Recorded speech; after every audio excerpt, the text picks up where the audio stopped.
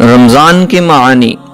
لفظ رمضان میم کے سکون کے ساتھ ہم غلط استعمال کرتے ہیں۔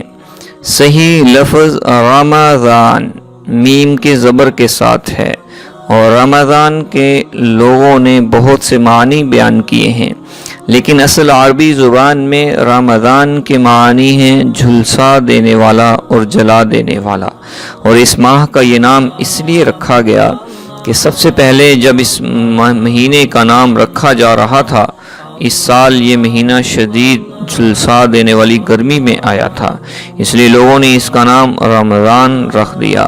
اپنے گناہوں کو بخشوا لو۔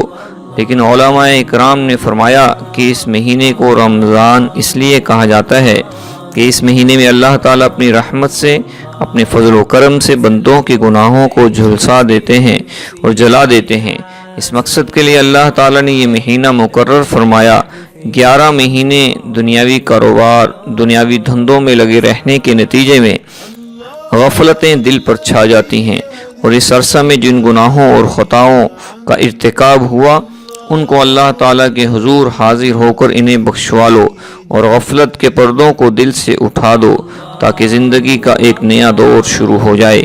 اس لیے قرآن کریم نے فرمایا ہے کہ یا ایھا الذین آمنوا کتب علیکم الصیام کما کتب علی الذین من قبلکم لعلکم تتقون، سورۃ البقرہ آیت نمبر 183۔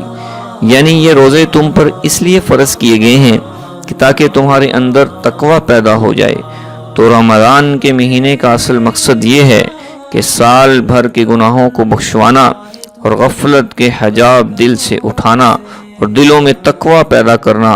جیسے کسی مشین کو جب کچھ عرصہ استعمال کیا جائے تو اس کے بعد اس کی سروس کروانی پڑتی ہے، اس کی صفائی کروانی ہوتی ہے۔